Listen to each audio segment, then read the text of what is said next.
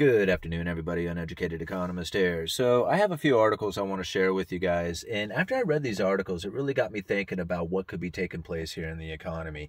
You know, if you watch my videos, if you go back, throughout the many months and years that I've been putting out these videos, you can kind of get a gearing for where it is that I feel the economy is headed towards and what it is that I feel that people should be putting their money in if they're in a situation that I'm in. Okay? Most people do not have the same situation across the board. So when you go to place investments, an 18-year-old who's just graduated high school is not going to be doing the same thing that an 80-year-old who's in retirement going to be investing in. These are two completely different, spectrums of the idea of retirement or of investing a retirement and building a retirement, or retiring and building a retirement, I guess I should say.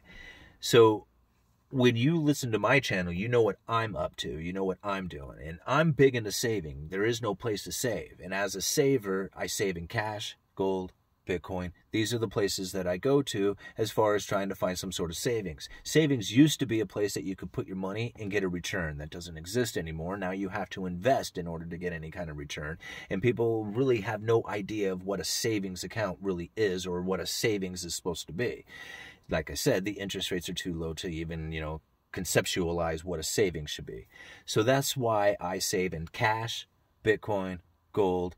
And the main reason for cash is that ultimately when things crash, cash is the only thing that really anybody wants.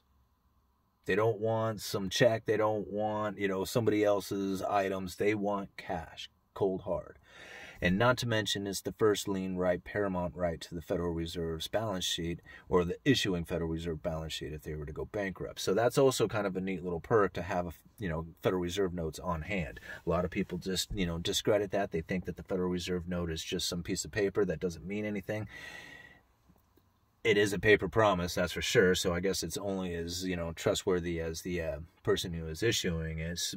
But if you do happen to believe that, it is going to be redeemable for the balance sheet of the Federal Reserve, if they were to go bankrupt, then Federal Reserve notes are the first lien right. So anyway, cash is king during a crash. Cash is, the ultimate, lien right to the Federal Reserve.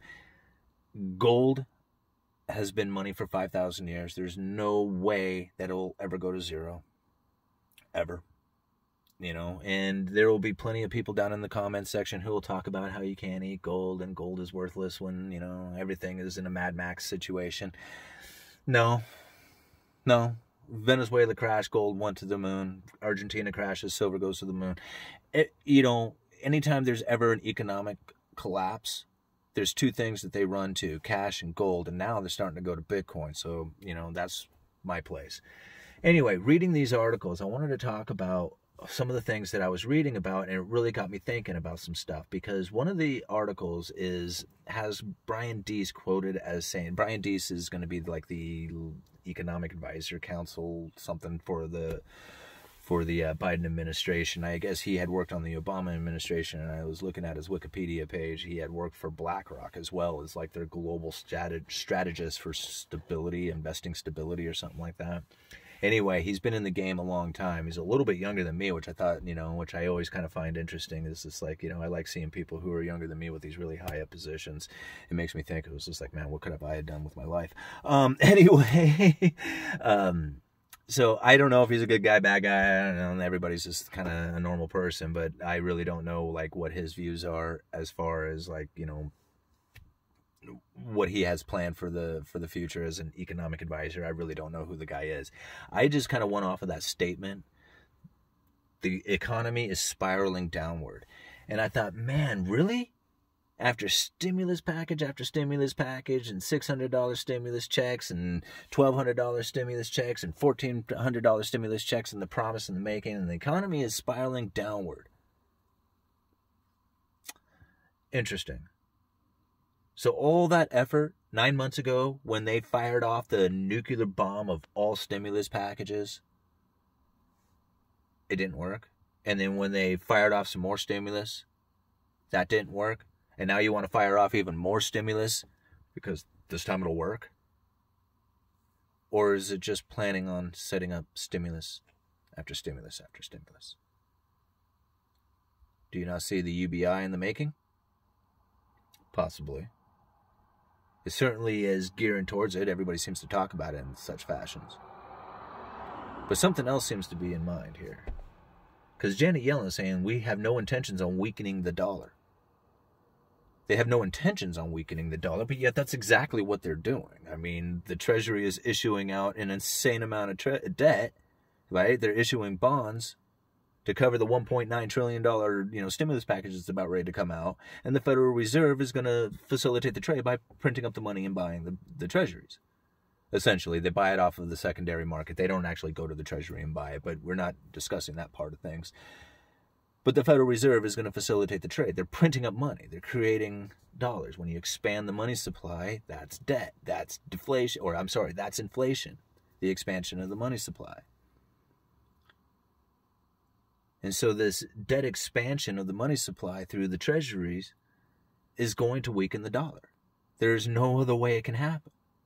But yet Yellen is out there saying, Janet Yellen, going to be, the Treasury Secretary, is saying that they have no intentions on weakening the dollar. It just seems completely opposite of what you could possibly imagine being a truthful statement.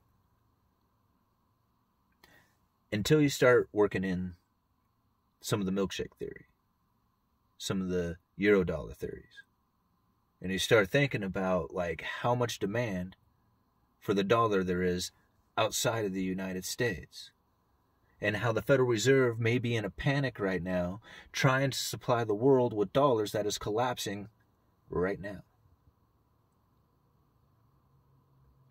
The economy is spiraling downward. The Federal Reserve is printing up insane amount of money as the Treasury and the government are spending like no tomorrow. The debts are expanding, and yet it doesn't help. See, that's really what I'm thinking is taking place right now. See, it's not the economy is slowing down. It's not about money velocity. It's not about any of that stuff. It's about a collapse of the dollar outside of the United States. It's not a collapse of the dollar. It's a collapse of the availability of the dollar. And the Federal Reserve is desperately trying to fill the void.